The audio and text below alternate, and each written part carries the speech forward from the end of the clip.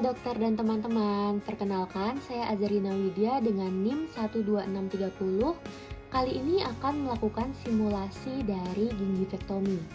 Alat bahan yang diperlukan dalam prosedur gingivektomi ada diagnostik set meliputi kaca mulut, sonde, ekskavator dan juga pinset, kemudian ada Kirkland knife, kemudian Orban knife, kemudian ada blade holder dan juga blade, lalu ada properiodontal, kemudian ada kuret, lalu ada larutan anestesi, kemudian ada larutan salin, kasa steril, providon iodin, dan juga model gigi untuk simulasi. Pada prosedur gingivektomi juga diperlukan pocket marker dan juga periodontal dressing. Setelah dilakukan persiapan alat dan bahan, persiapan operator, persiapan pasien, dan penandatanganan inform consent, dapat dilakukan pemeriksaan kedalaman pocket gingiva menggunakan probe periodontal.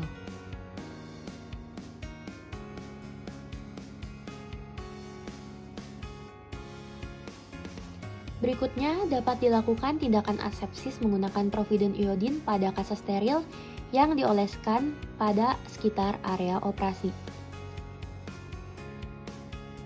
Selanjutnya dilakukan tindakan anestesi secara infiltrasi pada lipatan mukobukal.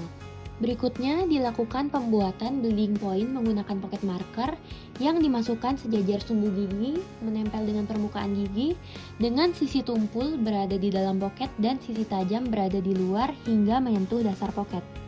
Pocket marker dijepitkan pada 3 titik yaitu sisi distal, kemudian sisi midline, dan juga sisi mesial. Kemudian dapat dilakukan insisi dengan external bevel pada posisi 1 mm di apical bleeding point. Insisi pada area fasial dapat menggunakan blade dan blade holder, dan dapat juga menggunakan Kirkland knife.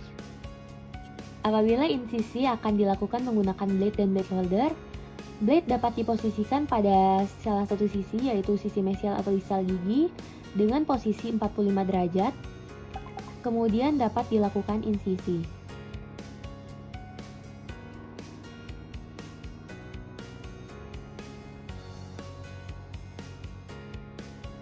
Apabila insisi akan dilakukan menggunakan Kirkland knife, knife dapat diposisikan pada salah satu sisi yaitu mesial atau distal dengan sudut 45 derajat, kemudian dilakukan gerakan memutar. Untuk melepaskan gingiva pada area interdental dapat dilakukan menggunakan Orban knife dengan memasukkannya pada area interdental, kemudian digerakkan ke arah mesial dan distal.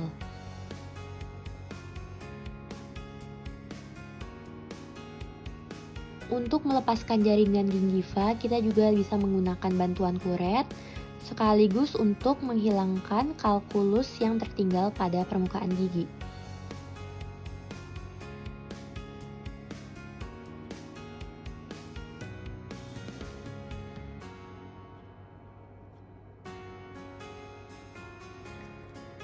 Berikutnya dilakukan tahapan gingivoplasti menggunakan blade dan blade holder. Blade diposisikan 90 derajat terhadap gingiva, kemudian dilakukan gerakan scraping hingga kontur gingiva kembali normal. Berikutnya dilakukan irigasi menggunakan salin pada area kerja. Berikutnya dilakukan kontrol perdarahan menggunakan kasa steril, di mana kasa steril tersebut ditekankan pada permukaan gingiva dengan permukaan ringan.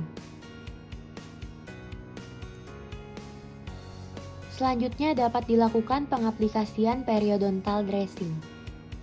Sekian simulasi dari saya, mohon maaf apabila terdapat kesalahan dan kekurangan. Terima kasih.